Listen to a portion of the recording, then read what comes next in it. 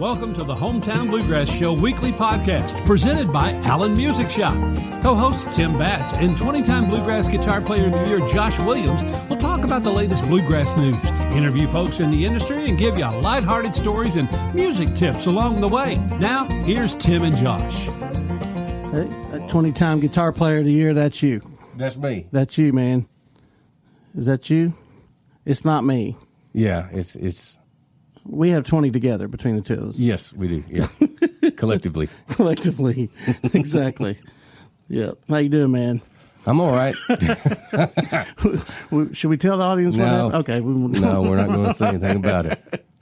Oh, what happens on the podcast stays on the podcast. So yeah, that's right. That's right. So anyway, you had a good week. Yeah. Other than today. Yeah. Other than today, had so a really far. good week.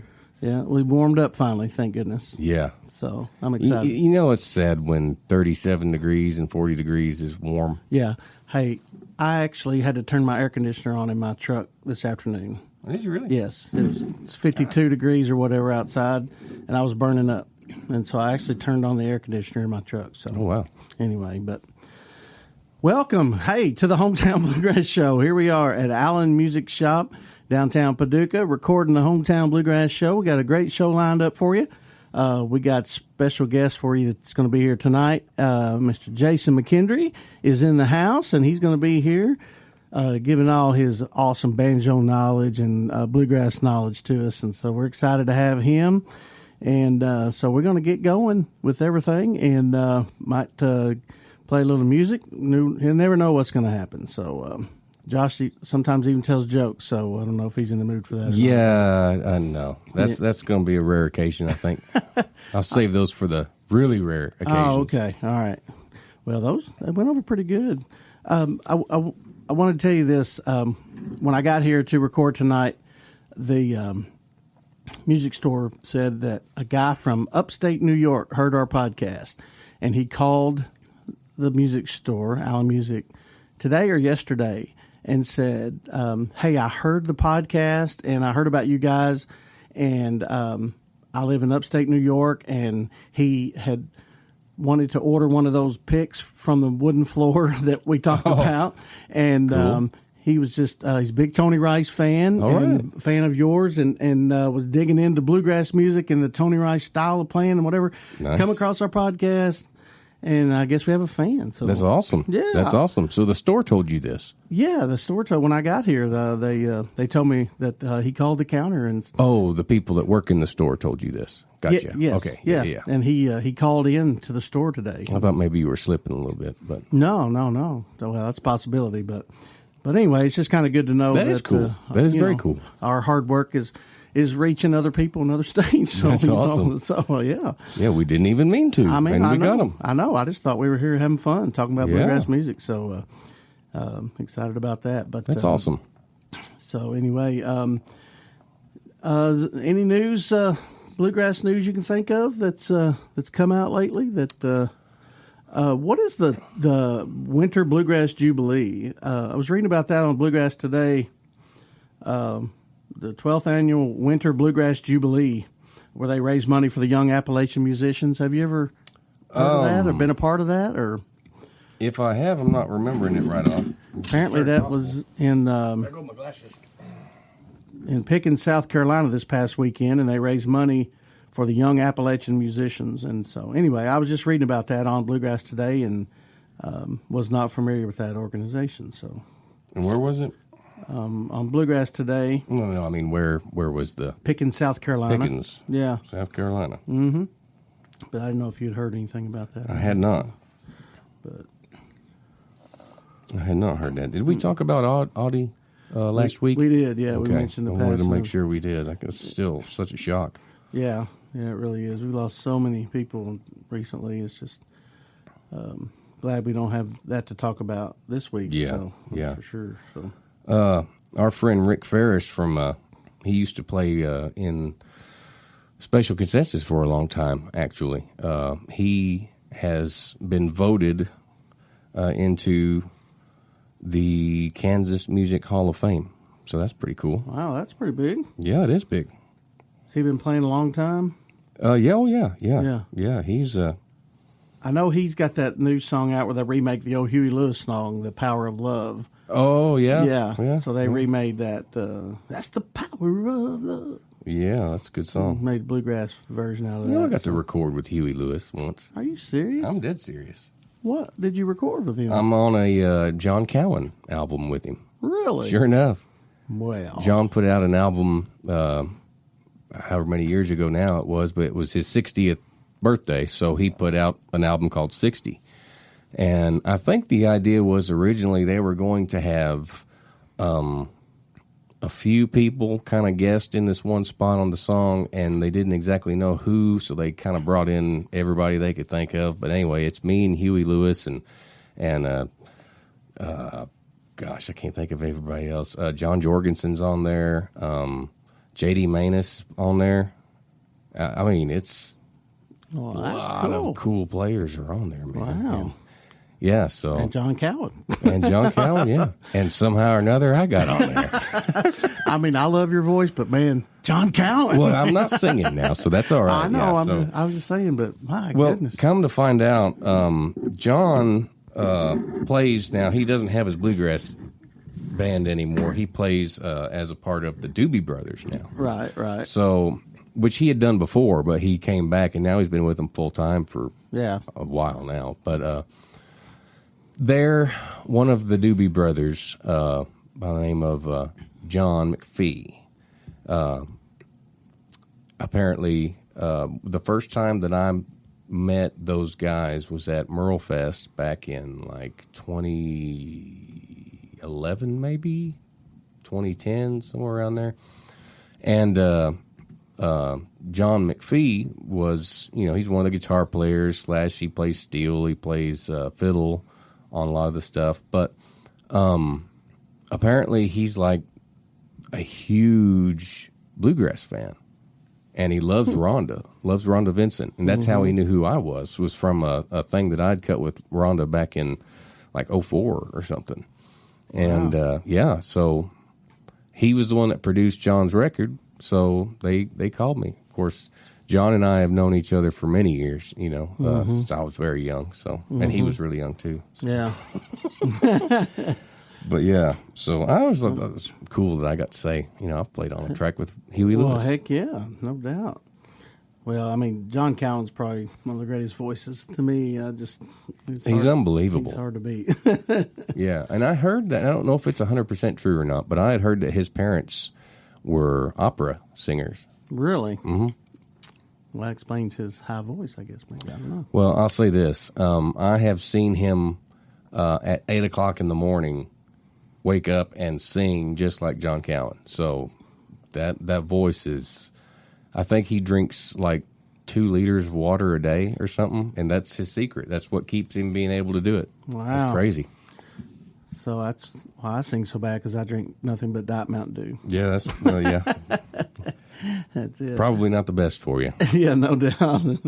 No doubt. Well, I can't say much, though. I drink Ale 8, so. Yeah, exactly. Well, that's cool, the Doobie Brothers. Well, speaking of that, I have been on this Marshall Tucker Band kick lately, just because I heard a bluegrass version of Fire on the Mountain. It's just one of my favorite songs, and but I was kind of digging into them today, in that Toy Caldwell that did most of their lead singing. Did you know he never learned to play the guitar with a pick? He played with his thumb. He used his thumb like a pick. And I didn't know if you knew that or not. I didn't know that. I just found that so interesting, and I started watching some videos of him, and he just does this right here, like plays fast, just like it's a pick, but he only uses his thumb. Huh. I thought that was pretty cool. Now, who played flute in that band? Well, I can tell you. Not many bands have a flautist. No, they didn't. But yeah. That did set them apart. It did. It really did. The old breath fiddle. Yeah, no doubt. Well, I can't remember his name. I thought you said you could tell me. Well, I can, but I've got this trusty internet here, but it's not going very fast. Well. Oh, here it is right here. Jerry Eubanks. Oh, yeah, that's who I thought it was. Yep. I had no idea. Most known for being the saxophonist and flautist for the Marshall Tucker Band. His flute and sax solos were signature of the band, and Eubanks left Marshall Tucker Band in 1996, outlasting most of the surviving original members. Wow. So, yep. Jerry Eubanks. Now, Marshall and Tucker were two last names, right? No, I learned that today, actually. Was that a dude's name? Was Marshall Tucker? So they had old warehouse that they practiced in. And also renting that space was a man who tuned pianos. Mm-hmm. And he was born blind, and his name was Marshall Tucker, this guy was. And so this guy was born blind, but he had perfect pitch. And so he actually tuned pianos for Liberace and Lawrence Welk, and he was a really well-known piano tuner. And he's rented the same space that he didn't even know they practiced in this place. And so they would come in at night, and the owner would give them a key, and on the key tag it said Marshall Tucker, because that was the guy had it during the day, and they would practice at night. Oh. And so they were trying to come up with a name, and Toy Caldwell was the original member and did most of the lead singing. They started calling themselves the Toy Factory, and that wasn't going good. Yeah. and so they said, we're going to decide on a name. And finally, one of them had the key in his hand and said, let's just call ourselves the Marshall Tucker Band. Now I'm hungry. Let's go eat. And that's how the name came about. Funny. I just learned that today, actually. I'll be dang. Yeah. Did you hear it in a love song? Or did I heard it in a love song. Oh, yeah, I actually did. Yeah. Can't you see? Because they were Fire on the Mountain. I also learned Fire on the Mountain was written for Charlie Daniels, because he had just come out with an album called Fire on the Mountain, but Charlie didn't want to record the song. He didn't like it, so they recorded it themselves, and it became a big hit for him. And Charlie actually played the fiddle on the original recording. I wonder why he didn't like it. I don't know. Because he said it wasn't fitting his the album he was put together. It just wasn't going with the. Had he already used the Fire on the Mountain, Run Boys Run? It was in the Devil Went Fire on the Mountain, Run Boys. Yeah, Devil Went Down to Georgia. Yeah. So I don't know if that came first or not. I don't know. That might be some good trivia to figure out. Oh, yeah. But anyway, you guys can write us and let us know. We have rambled on about some really interesting stuff that really doesn't have anything to do with bluegrass music. But isn't it cool how they compare, though? I mean, I love how some genres can overlap with each other. Dude, good music is good music. It is. Period. It really is. And it just means so much regardless. So, but I'm really on an old Lonesome River Band kick lately, like Dan Tominski days. Ah, there you go. And I'm really on an old Marshall Tucker Band kick lately. That's my two things I'm really diving into now. Those are two good things, but man. Ronnie Bowman and Dan Tominski days, and it's like, nice. Oh, man. Did you hear the days before that when Jerry McMillan was still in the band before Ronnie joined? No. It would have been Dale Perry was playing banjo before Sammy came along. Oh, okay. So I thought Sammy was one of the founding members. He wasn't. No. Okay. No, he was not. So who was the guitar player in Lonesome River Band when it was Sammy, Ronnie, and Dan Tominski? Tim Austin. Tim Austin. Okay. It was his band. Oh, okay. He was the only one of the original four that stuck with it. So. Oh, okay. I got you. And supposedly he was on the road with somebody else doing sound or something, and told the guys that one of these days I'm going to have my own band, and I'm going to call it the Lonesome River Band, and everybody was just laughing at him. So, I don't know. Well, there you go. What's he doing now? He's running sound still, I mean, he's a great sound guy. I mean, I know he ran for Skaggs for a while. I don't know who he's running for now, but great sound guy. He was a studio guy, I mean, he had his own studio up there in Virginia for the longest time. Short dude, wasn't he? Little bitty guy. Yeah. Little dude. I saw him on an old video. But his rhythm playing was unfreaking believable. Was it? Yes. He was, to me, one of the best bluegrass rhythm players there was. Yeah. Or is. Cool. It was interesting. There was just four of them, because so many bands had 5 members, but. A lot of music coming out of the 4 people. Sure was. It's like the first time I saw, Double Trouble. They had 3 guys, and that's a lot of music coming out of there. Of course, what's his name? The guitar player. Yeah. I cannot believe I'm blanking on his name. What is his name? Oh, man, people need to be calling me and, like, being upset that I'm doing this. Stevie Ray Vaughan. Yeah. Oh, my gosh. Well, yeah, I can't believe I couldn't think of that name. Yeah, no doubt. I had to Google it myself, so. But, yeah. I think he was a fairly good guitar player, wasn't he, from what I heard? Yeah, he's pretty good. He's pretty good. Oh, man. Well, great news. That's a lot of good things going on in the bluegrass world. We're still, this is, where are we, late January now when we're recording this. And so it's still cold. Lots of good festivals coming up. And Spigma weekend's coming up. Spigma's coming up this weekend in Nashville. By the time you hear this, it may be over. But I will be there and going to check it out. And we'll see how it goes. We'll come back and report on what all's happening at the Spigma. So, all right. Well, we're going to take a quick break here. We've got Jason McKendree in the house with us, and so we're going to talk some more shop, talk some banjo, and see what Jason can enlighten us with. So we'll be right back after these messages from our great sponsors. You're listening to the Hometown Bluegrass Show, brought to you by AllenMusicShop.com. Allen Music, located in historic downtown Paducah, Kentucky, is your source for fine guitars and all types of acoustic instruments. At Allen Music, we are experienced and enthusiastic players of everything we offer. Allen Music is family-owned and has been serving musicians since 1976. So stop by and thank them for supporting bluegrass music. Allen Music, 215 Kentucky Avenue, downtown Paducah, or check them out online at AllenMusicShop.com. Custom Automotive in Calvert City, Kentucky has been a family-operated business for over 50 years. When you call Custom Automotive, you'll talk to an experienced tire and wheel expert. They install wheels and tires on thousands of vehicles every year in addition to their online sales. Stop by and thank them for supporting bluegrass music.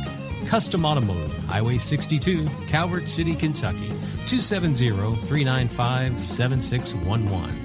Or visit them online at customautoonline.com. The Lake House Inn at Sled Creek has undergone complete renovation in 2023. Our outdoor space is unlike any other at Kentucky Lake. With 2 in-ground pools, 18 rooms, and 4 cabins, we're just a stone's throw away from Kentucky Dam. If you're looking to make memories with your family, this nostalgic inn is for you. Welcome to your lake house, where modern meets rustic and becomes home. Reserve online at lakehouseinn.com. All right, thanks so much to our great sponsors for helping keep bluegrass music alive and well all across the nation. And we do appreciate Allen Music Shop for letting us record here. We are, just to set the tone for you, we're here in Allen Music Shop, downtown Paducah, Kentucky, on the riverfront. If you've never been to Paducah, it's a cool place. Great place to shop. They've got hundreds and hundreds of guitars and any kind of music equipment you can imagine. Our very own Josh Williams teaches guitar lessons here. So if you would like to learn more about playing a guitar, you can call up Allen Music Shop and schedule him. You got openings, Josh? Do you know? Yeah, always. Always openings, always, huh? Yeah. You got to sleep at some point, so, you know. Yeah, that's true. So, no openings. Now that no, I'm just kidding. Now that you've come off the road from playing so much, you get a lot more sleep now. So yeah. Actually, now I got way more sleep on the road, man. Oh, did you? Yeah. Because all I had to do was go back here and crawl in a bunk on the bus, and I could now sleep till showtime. Kids to raise and a job to work. And Yep. Yeah, I understand. Well, here's a little bit of news that apparently we missed. I found this on bluegrasstoday.com. All right. Bluegrass to Me. That's Bluegrass to Me. It's the name of, is that a recording or is that a song? But apparently it's a, do you remember Billy Gilman? Mm-mm. So in the 90s, he was like this really young kid that sang. He had a couple of hits. Like I say, it was early 90s, but I guess he is a bluegrass convert and has written a song. Has he wrote it? song he wrote. Yeah. About the icons of bluegrass, and he calls it "That's Bluegrass to Me." And I guess Rhonda Vincent is with him on it. So, well, that's cool. Yeah, that is cool. The old boss out there, helping that youngin's career. You know, there you go. Do a little bluegrass music. Yeah. Do you miss being on the road? I do. Do yeah. you? Mm-hmm. Yeah. So you got a new band though coming out. You guys have kind of kicked off a little Southern Legacy. Yes. Yeah. Tell them about what's happening with Southern Legacy. Well, we are playing the summer.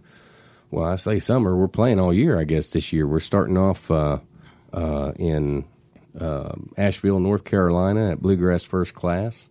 And we're going to West Virginia, to Eastern Kentucky. Without looking, I don't know exactly where all we're going to be. But we've got quite a bit of bookings. I saw that. So it's you, Don Rigsby, Ron Block? Ron Block, yeah. And Mike England's playing bass, and Steve Thomas is actually our fiddle player. And we're going into the studio. We've already been once, and we're going back in here in a couple of weeks. So excited about that. Well, that's awesome, man. Well, can they find out more about you? Y'all have a Facebook page or a website? Yeah. I don't know any of that stuff, but yeah, it is. There is a Facebook page for Southern Legacy. I have to get Mike in here; he'll tell you because he and his wife Teresa have done it all. I got you. And there is a website in the works. Okay, too, cool. So, well, just look them up on Facebook, Southern Legacy. I do know that it's not southernlegacy.com. Because I looked that up the other day, and that's like a furniture place or something. Oh, okay. That is not us. Not y'all. Well, we'll try to keep you posted as what's going on with all that good stuff. Speaking of playing and on the road and all that good stuff, we have a guy here tonight that you spent a few minutes playing with over your lifetime, Mr. Jason McKendree. Mm-hmm. So, how you doing, Jason? Doing great. Good to be here, guys. Thank you so much for being here. We appreciate you putting up with us so far, and we can finally bring some normalcy and some education to the show. So, yeah, man, he teaches math at Murray State University. Not only math, it's like fancy math. Yeah. So tell us about your day job. Yeah. Jason. So I told Tim when he asked me to be on here with you, I said I feel more qualified to talk about math than bluegrass and banjos, but. Yeah, he used a big word though, like trigonometry, algebra. Yeah. I could talk about the quadratic formula That's if you the wanted word, to hear about that. Yeah. Quad or something. That'll really boost your ratings. Yeah, absolutely. Yeah, make me feel like more of an idiot. Throw a little calculus in there. Yeah, exactly. Yeah. Well, Jason is here. Jason and Josh, y'all went to high school together, right? Right. From Marshall County High School. Mm-hmm. And y'all graduated in 99. We were the last class of the millennium. Oh, okay. Yeah. We actually had 2 classes together in all of high school. Yeah, you remember what years. they were? I remember we had math, history with U.S. history with Morg. Yep. I don't remember the other one. You really don't? No. Guitar. We had guitar class. Wow. Yeah, we did. We had guitar class. Yeah. Wow. We were our senior year. It was the first year that Marshall County decided to do a guitar class. Well, so that's cool. Yeah. Not many high schools do that. No, not many. So of course, I hired up. As soon as I saw it, I'm like, I got to take that. Heck yeah. No. Josh was basically the teacher in the class. Well, yeah, I ended up showing Danny, the Danny Davis, who was actually the teacher, how to do a few things so that way he could actually test other people. Yeah. So at this point, you're already pretty proficient on guitar as a senior in high school. Oh, yeah. Gotcha. Yeah. So, but yeah, it was fun. It was fun. It was a very easy class. Did you get an A? I did. Yeah. Jason, remember what you got? I think I got an A. Did yeah. you? Okay. Yeah, it's funny too that our class night. So like at graduation, the night or two before graduation, I played electric guitar with the jazz band at class night, and you played banjo. Bela Fleck's song, I think you also play guitar for somebody, I did. right? I played Sean Thompson. Right. Yeah. So that's kind of interesting too. I wasn't anywhere near a banjo at that point in my life, but that came along later. That's why I was about to ask you. So what? So you started playing your first instrument was a guitar? Yeah. So my dad is a guitar player, and he learned to play guitar from his mom, and that's kind of passed down. And I just kind of learned a few things from him, just guitar chords and stuff. Never really became much of a lead guitar player, but somehow got drafted by the jazz band to play electric guitar, or is play that funky music, white boy. Yeah. Cool. Wow. Yeah, that's cool. Weird. Yeah. But yeah, I only started playing banjo after graduating high school. I guess I had my mom and dad bought me a banjo mid '90s, and it was just like totally foreign to me. Like never made any sense. Yeah. Until like. I think really what happened was my brother, Justin, he kind of like threatened to start learning to play banjo. I was like, no, there's no way, that's not happening. So I got a little more serious about it. So speaking of that, you guys have like a family bluegrass band. How long have y'all been doing that? The McKendrees? Probably, well, Josh produced our first album that we recorded, which would have been, I think around 2001, 2002, 2003, like along in there. And that was like when we were first kind of getting into it. So, yeah. So then it was your mom, and your mom was singing too, right? No, she never was a part of the band in that capacity. Gotcha. She was kind of our leader in other ways, I guess. Right. But so it was your dad, sister, brother. And we had Danny Orwin actually played bass with us initially, and then Ron Barnett for several years. Yeah. But we're still doing stuff today with my wife, Carolyn, playing bass. And, Yep. Well, that's awesome. Well, but you're also kind of dabbling into maybe starting another band. I know you guys have played at the Kentucky Opry. Tell us a little bit about that. Yeah, so there's always stuff like that going on in the works. I think for me anyway, I just I would like to be playing more than I do, and it's kind of one of those things where the family's just so busy. Everybody's got kids to raise, and we used to play a lot more than we did, but it's just kind of comes and goes in waves for us now. I think we still do stuff fairly often, but. So I've started playing a little bit with some guys in a group called Fifth Degree, and we've only played one show so far, but we've gotten together a couple times to pick a little bit, and it's just a fun group of guys to hang out with and play with. Tim Dishman and Nick Collier and Greg Blaylock and Mason Nolan and myself. Yeah. So. Well, I was there the one time he played at the Kentucky Opry for our Jackson Purchase Friends of Bluegrass Night, and it was very, very good. So thank you. I'm sure you guys will keep going and have a lot of fun with that. I'm curious on where the name came from.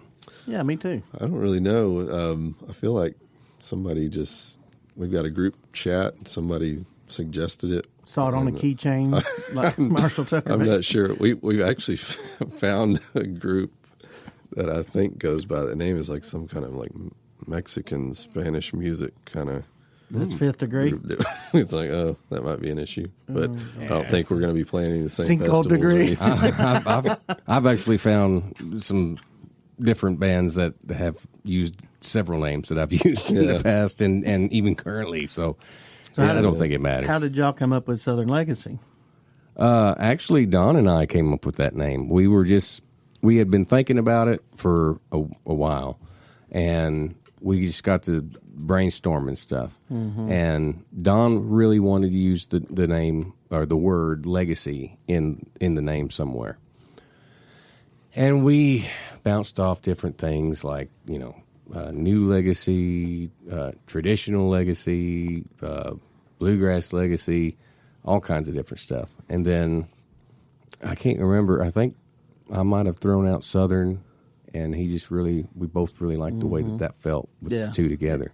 And but like I say, I've found several Southern Legacy things online, so I don't know if that's like a current band or if it's what it is. But we fixing to take it. we got the we're getting it trademarked. So wow, y'all going all out. Oh yeah, man. Is it Southern Legacy Bluegrass Band, or is it just Southern Legacy, or I don't. How's that work? It's just the name itself is just going to be Southern Legacy. I got you. Period.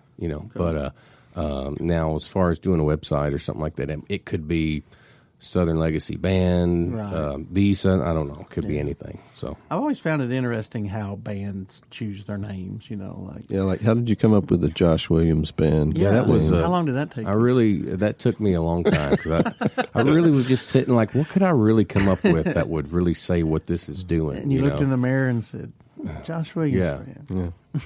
Well, and initially, before I had hired anybody, I was like, "What's the best thing about this band right now?" Oh my Lord! I'm just kidding. That didn't happen. But actually, I don't know. I just came up with that just because I didn't want to think of anything else. And there was a lot of people that had already booked me, and I would get friends to come hang out, or a lot of times the Rage, Rhonda's band, would back me up on stuff, and that's just what they called it. So it's like, it's already kind of easy. It's already there. So yeah. I know there was also kind of talks, I may be wrong, remembering it incorrectly, but like there were talks early on about like you using like the New Tradition name, right? Yeah, we talked about that kind of early on. Yeah. In fact, the guys in the band New Tradition had even suggested that. Yeah. They said that if I wanted to, I was welcome to. But they're actually doing shows again. Yep. They're doing, I guess you can call them reunion shows, but they're playing a little bit now again, so that's kind of cool. That is cool. And I guess Richie Dotson is the one playing banjo, so that's really cool. Yeah. So you guys played together a lot in the Josh Williams Band. We did, right? yes. We traveled many a road together. Yeah.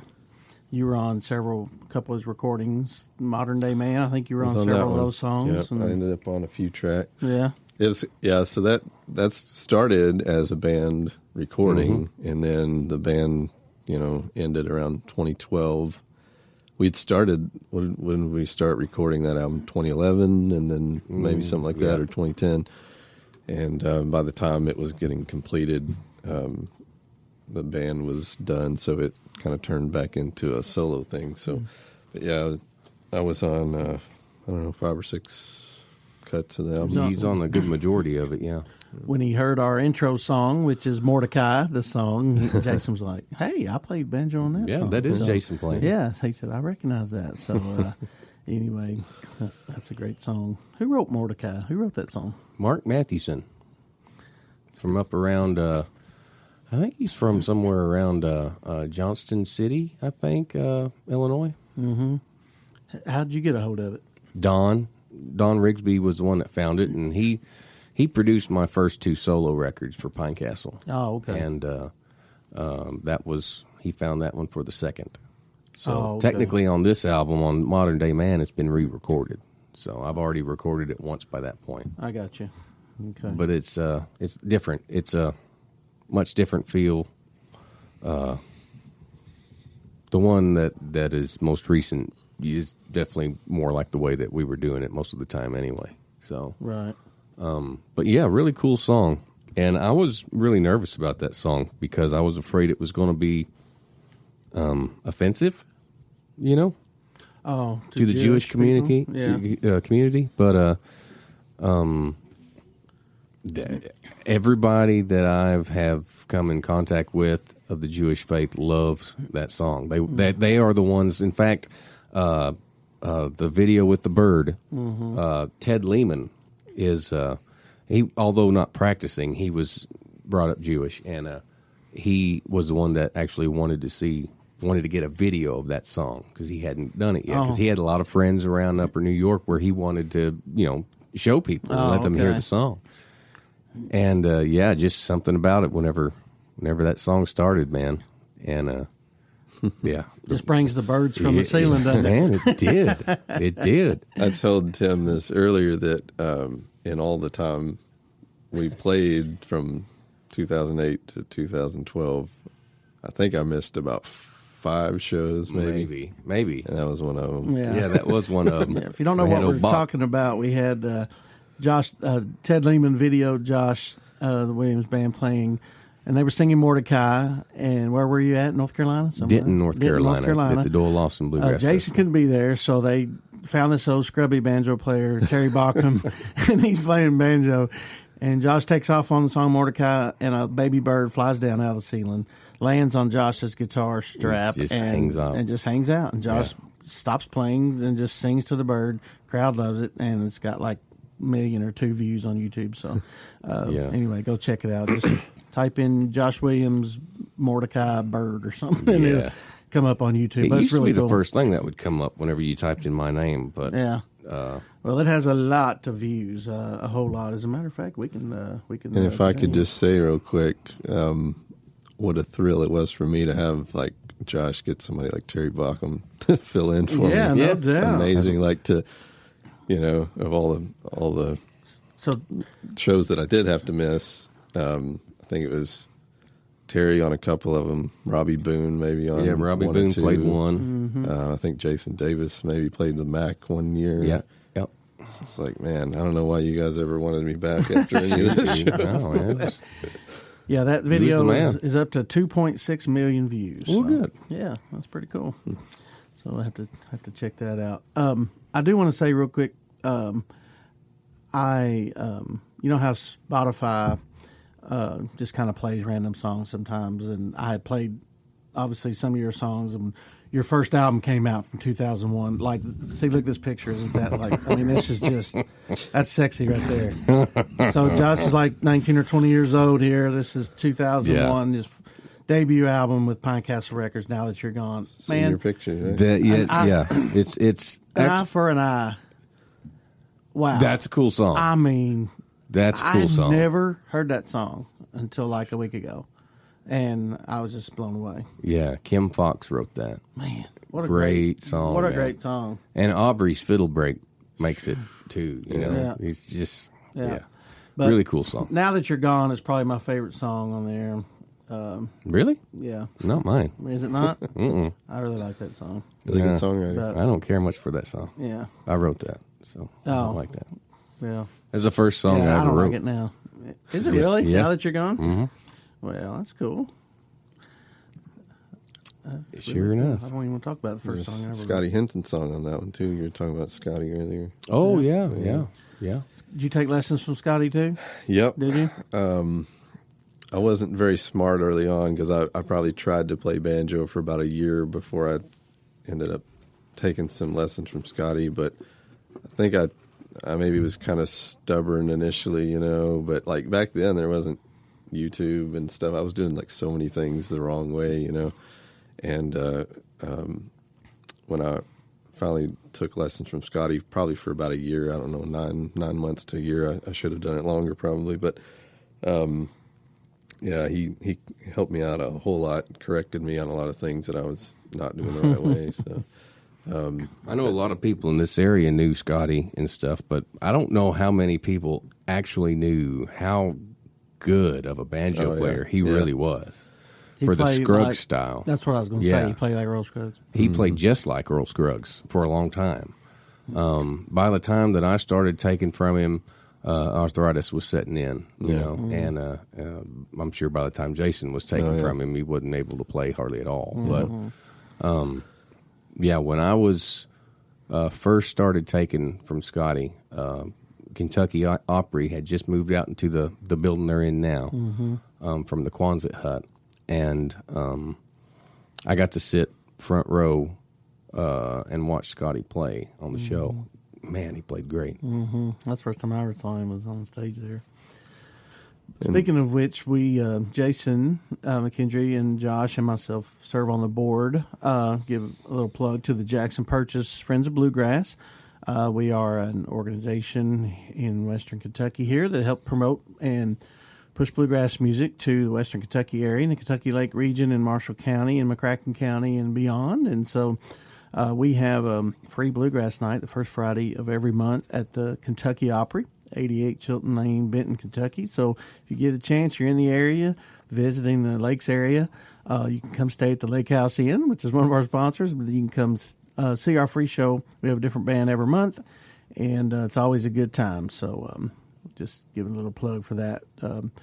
We don't charge admission. We just pass the hats and have a good time with that. So we're going to take a quick break, one more commercial break, and then when we come back, we're going to make Jason play the banjo. So hopefully he can get it tuned up in 90 seconds. We'll So we'll be right back That'll with the never happen. Hometown Bluegrass Show. For over 50 years, Puckett's Jewelry in Benton, Kentucky has been a trusted choice for fine jewelry that will last a lifetime and help you celebrate life's most precious moments. The new owners, Bart and Hannah Lewis, are excited to continue the Puckett's Jewelry legacy in Marshall County and are proud to support bluegrass music. Puckett's Jewelry on the Square in Benton, Kentucky. Visit them online at puckettsjewelry.com. Bats Creative Audio is not just a DJ service. We can provide audio for your event, either with live sound, live band, or singers. We do weddings, parties, reunions, festivals, and most any event that needs fun, entertaining music. We are prompt, professional, and have many years of experience in the wedding business. So whether it's your special day or you just want to make your party more fun, give Tim Batts a call at 270-217-2119. The Duck Blind, located in Barlow, Kentucky, is your neighborhood restaurant, bar, and grill. Stop by and try their burgers, the shotgun fixins, the greenhead taco salad, or the pintail pizza. They also are a full-service spirit store with a drive-thru. It's a great family atmosphere with live music on the back patio. The Duck Blind Bar and Grill in Barlow, Kentucky. For over 50 years, Puckett's Jewelry in Benton, Kentucky has been a trusted choice for fine jewelry that will last a lifetime and help you celebrate life's most precious moments. The new owners, Bart and Hannah Lewis, are excited to continue the Puckett's Jewelry legacy in Marshall County and are proud to support bluegrass music. Puckett's Jewelry on the Square in Benton, Kentucky. Visit them online at puckettsjewelry.com. All right, welcome back to the Hometown Bluegrass Show. I'm your host, Tim Batts, and I'm here with Mr. Josh Williams and Jason McKendree. Two bluegrass legends in their own minds right here, folks. And they are going to wow you with their skills. We went and grabbed a Martin D28 off the wall here at Allen Music.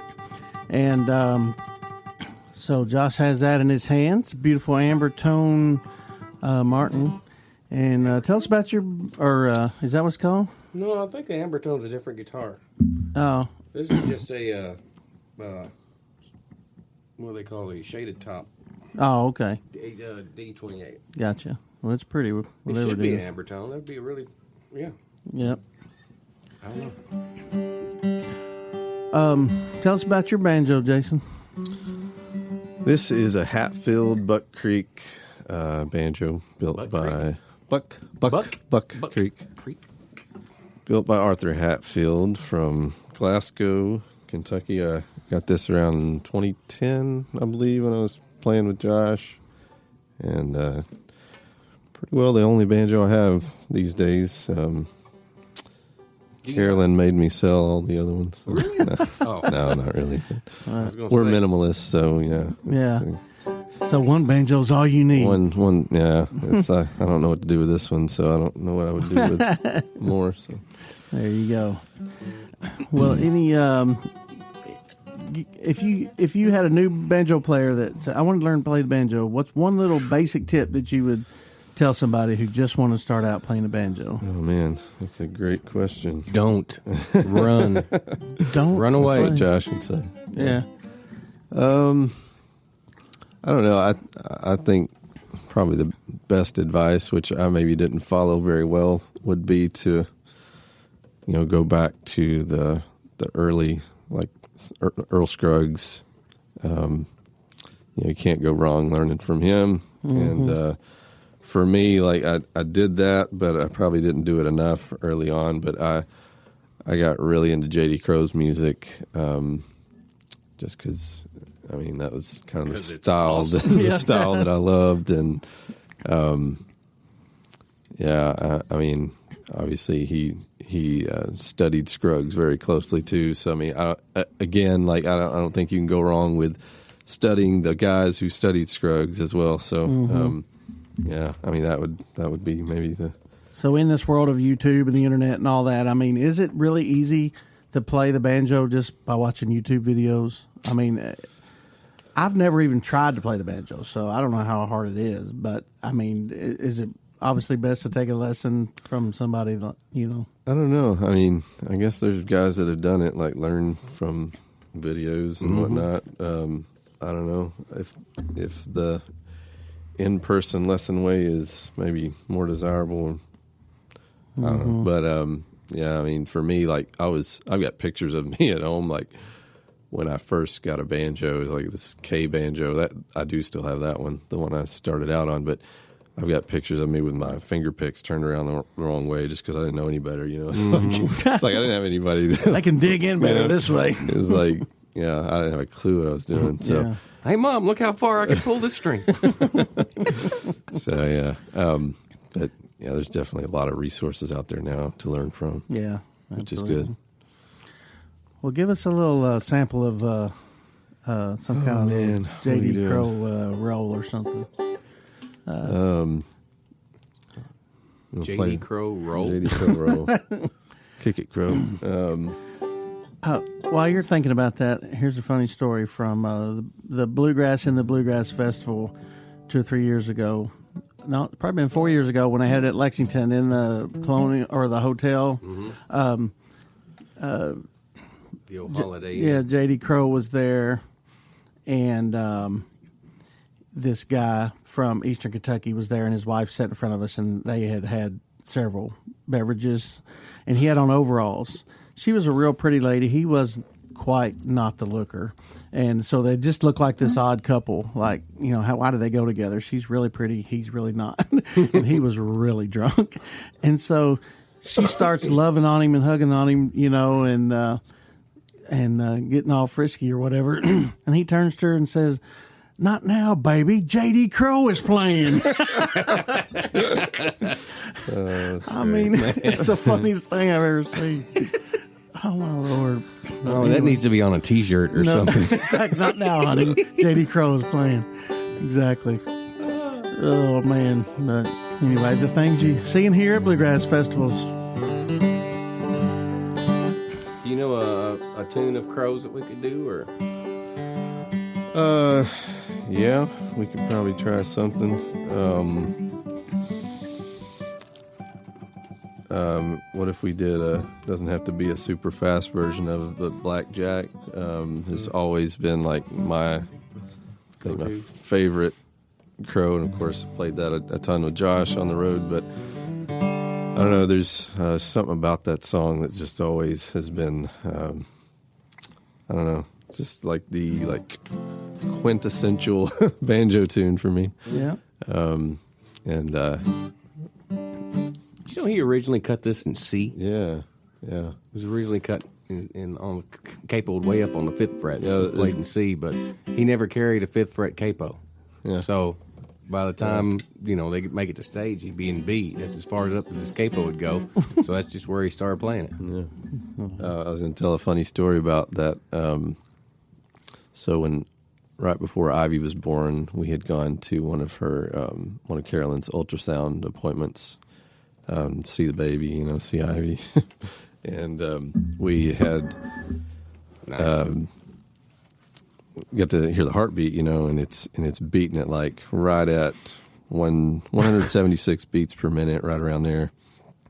And I said to Carolyn, I don't know if it was in the appointment or later, I was like, that's like almost exactly the beats per minute of Blackjack for Crow originally recorded. So like for several weeks or months before she was born, we kind of like jokingly referred to her as Blackjack. And stuff. And I think a lot of people were worried we were actually going to call her Blackjack when she was born. But That's funny. Yeah. That's hilarious. Should we do it in G? Is Sure, that a sin to do it in G? No. Let's do a little bit of it. We don't want to. I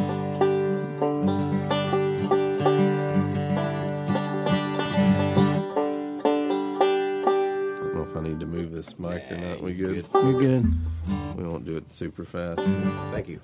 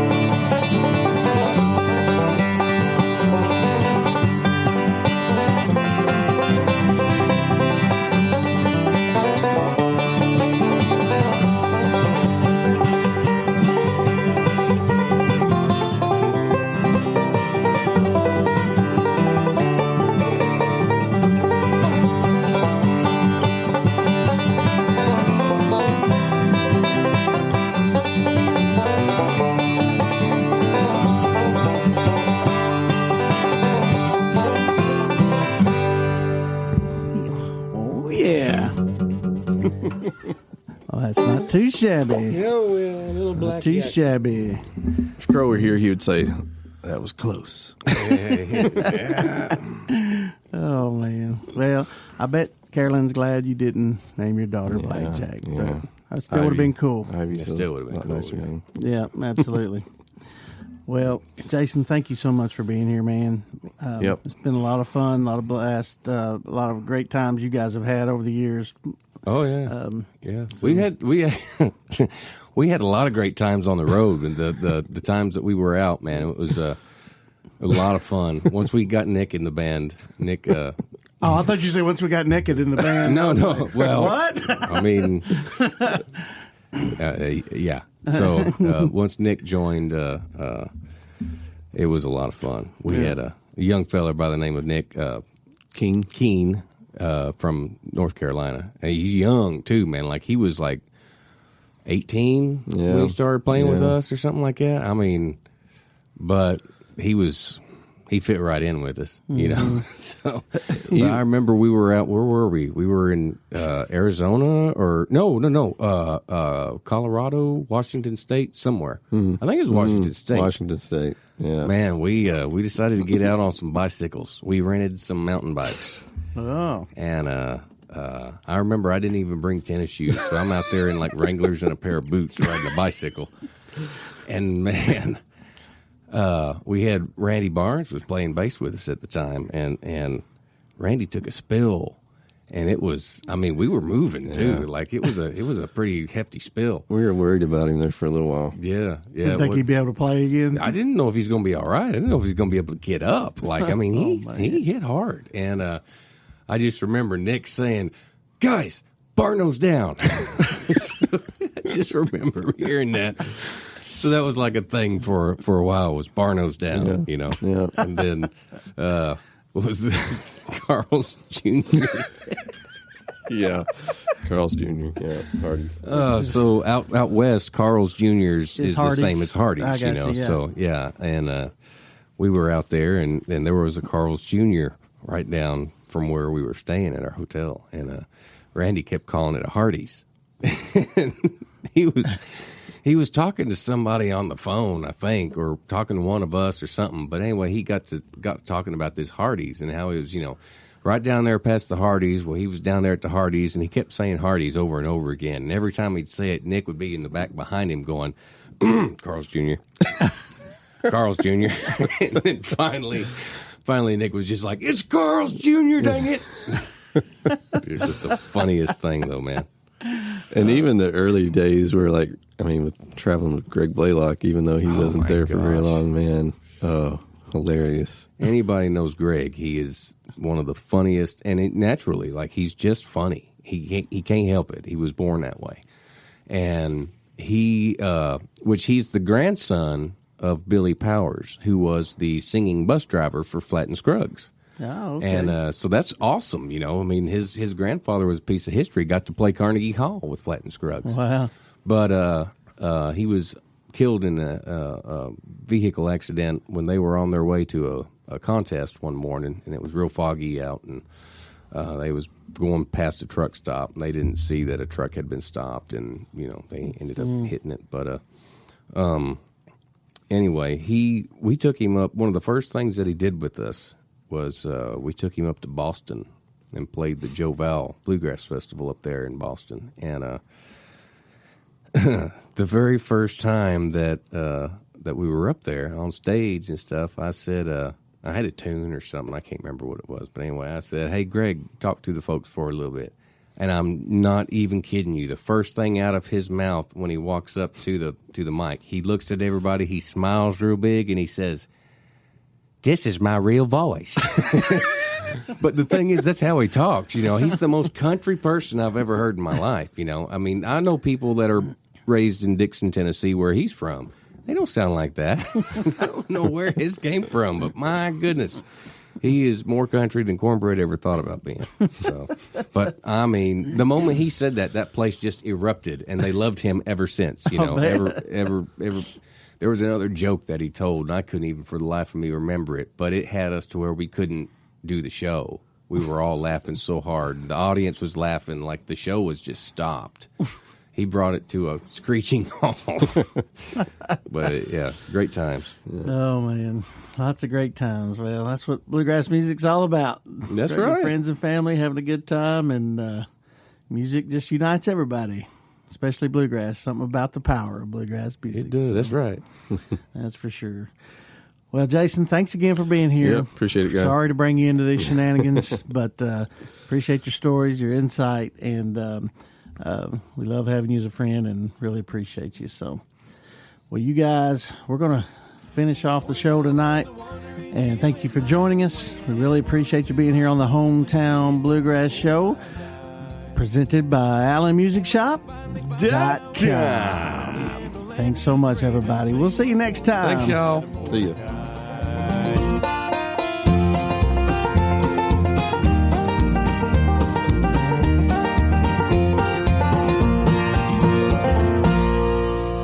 This has been a Bats Creative Audio production.